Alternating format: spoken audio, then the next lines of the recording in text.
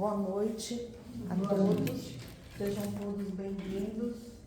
É sempre muito gostoso, eu me sinto sempre muito feliz quando o Silas me convida. Aliás, é livre de espontânea pressão, né? Eu falo, Silas, não vai me chamar não para fazer o evangelho lá?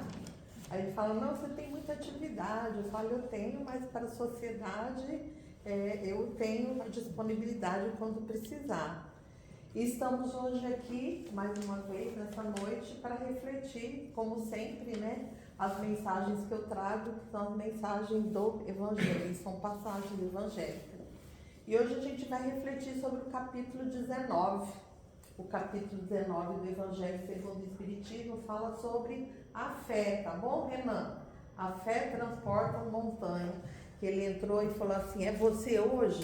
E você vai falar do quê? Eu vou falar da fé. Tá ouvindo aí, né, Renan? Eu vou falar da fé. A fé, ele tá ouvindo. A fé transporta montanhas. E nesse contexto do capítulo, a linha de raciocínio, a pedagogia que eu uso, né, sempre aquela, não consigo fugir da característica de professora, né, sempre fazendo as coisas com início, meio e fim, de maneira bastante didática.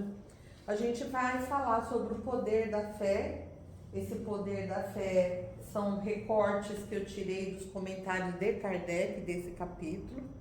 Aí vocês vão entender, a partir da leitura desse poder da fé, o que está relacionado com a passagem evangélica, porque qual que deve ser a nossa linha de raciocínio quando a gente estuda um capítulo do Evangelho. A gente tem que saber que os capítulos, eles foram ditados pelos Espíritos, não de maneira sem nexo ou sem substância alguma, né? Toda a sistemática com a qual os Espíritos ditaram a sequência é uma sequência lógica. Então, se a gente vai estudar a fé transporta montanhas, a gente tem que entender a passagem evangélica, e na passagem evangélica a gente entendeu o que Jesus nos quis trazer com aquela passagem evangélica.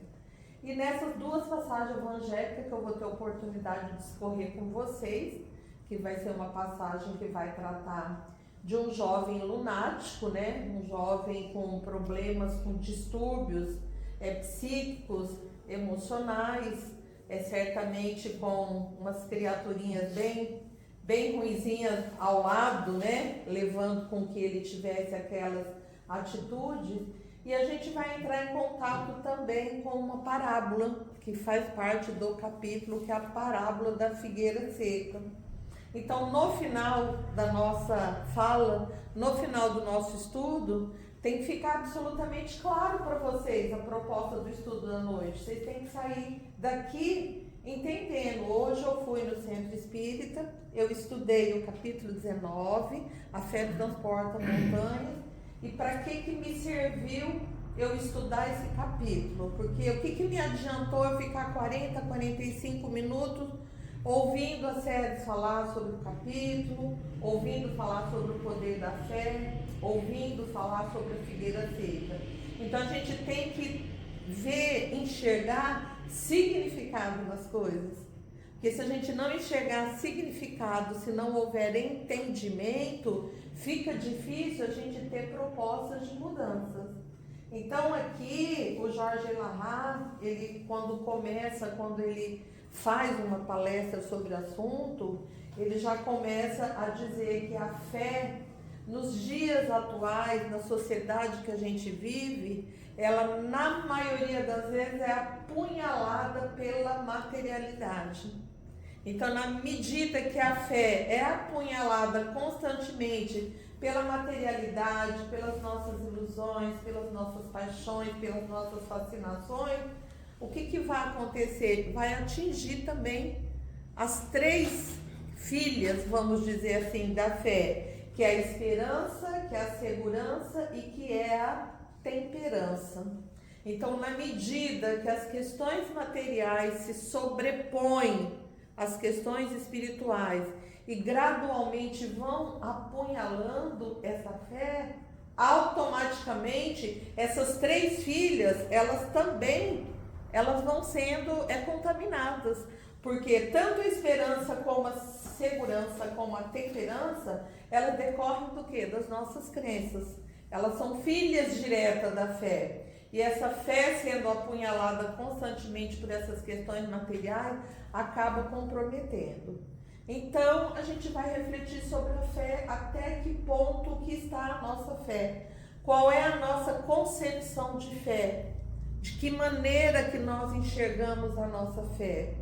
A nossa fé é realmente aquela fé de submissão a Deus, de entender que Deus é o Criador, de entender seja feita a vossa vontade, assim na terra como no céu? Ou a nossa fé ela é vacilante? Quando as adversidades, as aflições, os problemas, as situações que a gente não gosta de lidar aparecem, o que acontece com essa fé? Ela se faz presente ou a gente acaba fraquejando, a gente acaba achando que tem um culpado, achando que isso só acontece com a gente.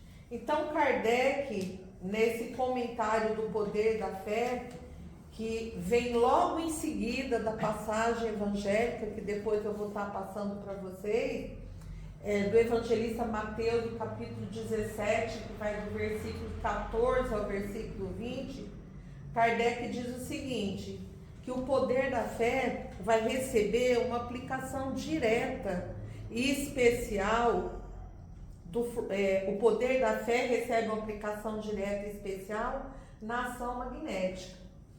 Por ela, o homem age sobre o fluido, agente universal, modifica-lhe as qualidades e lhe dá uma impulsão, por assim dizer, irresistível. Por isso, aquele que é um grande poder fluídico normal, junto uma fé ardente, pode, apenas pela vontade dirigida para o bem, operar esses fenômenos estranhos de cura, e outros que outrora passariam por prodígios e que não são, todavia, senão as consequências de uma lei natural. Tal o motivo pelo qual Jesus disse aos seus apóstolos: se não curastes, é que não tinhais a fé. Então eu fiz o inverso, ao invés de eu ler a passagem evangélica e depois a interpretação, eu peguei primeiro a interpretação de Kardec e depois a gente vai falar sobre a passagem evangélica. Então, o que o Kardec está dizendo aqui? Sobre aquilo que nós somos dotados de energia, todos nós. Essa ação magnética que Kardec se refere é algo que todos nós possuímos. E na medida que essa energia, que essa ação magnética, ela se junta com essa fé, é capaz do quê? É capaz de a gente conseguir conquistar e fazer qualquer coisa. E essa ação magnética, ela recebe um impulso ainda maior quando, através do fluido cósmico universal, como diz aqui, o homem age sobre o fluido. O que é esse fluido? É o hálito divino. Vamos dizer que é a matéria-prima, primordial, inicial, do qual tudo aquilo que a gente vê é feito. Então Kardec diz o seguinte, que através dessa nossa ação magnética e a fé, nós conseguimos modificar esse fluido cósmico universal. Então esse grande poder, ele é um poder que pela vontade dirigida provoca fenômenos estranhos. Então quando a gente pensa em Jesus, que ele processava as curas, que a gente chama muitas vezes de milagres. O que eram as curas? O que eram os milagres?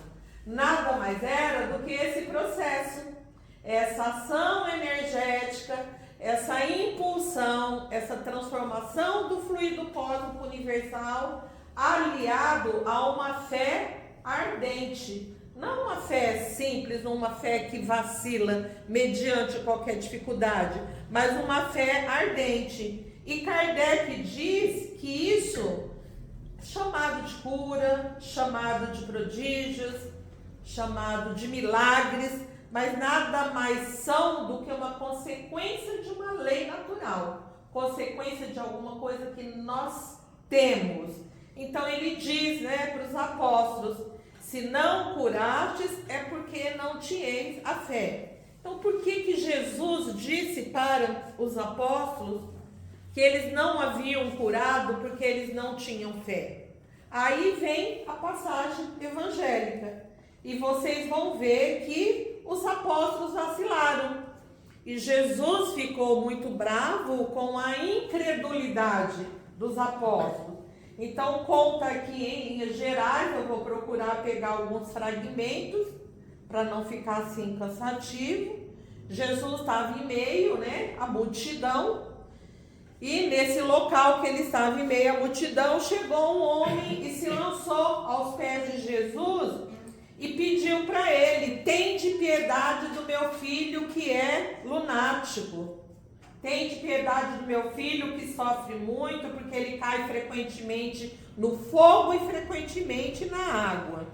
Aí ele diz que ele apresentou o filho dele para os discípulos, e o que os discípulos falaram? Que não tinham condições de curar.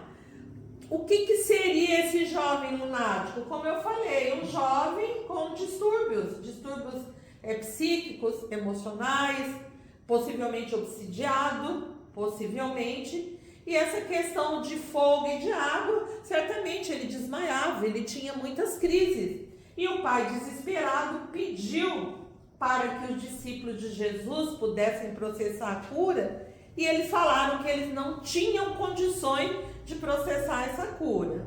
Aí Jesus respondeu o seguinte para o pai desse jovem: ó raça incrédula e depravada, até quando estarei convosco? Até quando vos sofrerei? Trazei-me aqui essa criança. E Jesus, tendo ameaçado o demônio, ele saiu da criança, que foi curada no mesmo instante. Então Jesus fez aquilo que os discípulos não fizeram. Mas será que os discípulos não tinham condições? Não tiveram por quê? Porque faltava neles, era característica da incredulidade. Eles não acreditavam na força energética que eles tinham associada a uma fé ardente.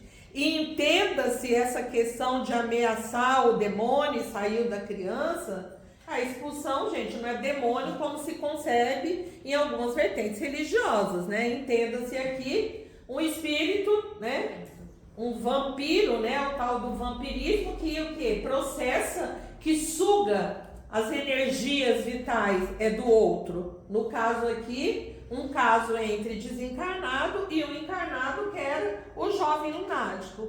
Então os discípulos, depois de verem Jesus processar a cura, disseram: por que não podemos nós expulsar esse demônio? Eles foram questionar Jesus: por que o Senhor conseguiu e nós não conseguimos fazer isso?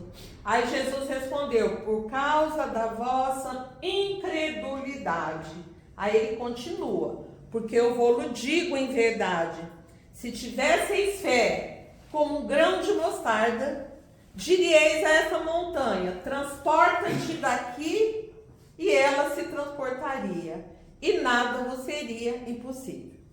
Aí vocês podem pensar: nossa, mas então é muito simples ter fé. Se a gente for pensar em um grão de mostarda, é uma semente minúscula, ela é microscópica. Quando ela é lançada na terra, ela desaparece, aparentemente ela nem existe, ela não tem nenhum valor. Então vocês ficam pensando: mas por que Jesus teria pego essa metáfora? Por que Jesus pegou o grão de mostarda? Jesus poderia, como eu peguei aqui na revista O Reformador, de agosto de 1957, especificamente na página 192, que tem uma interpretação belíssima do grão de mostarda, e diz o seguinte: que Jesus poderia pegar quadros mais belos, poderia pegar quadros mais sugestivos, poderia pegar paisagens que encantam, beleza, coisas grandiosas, para poder mostrar a grandeza da fé, porque a fé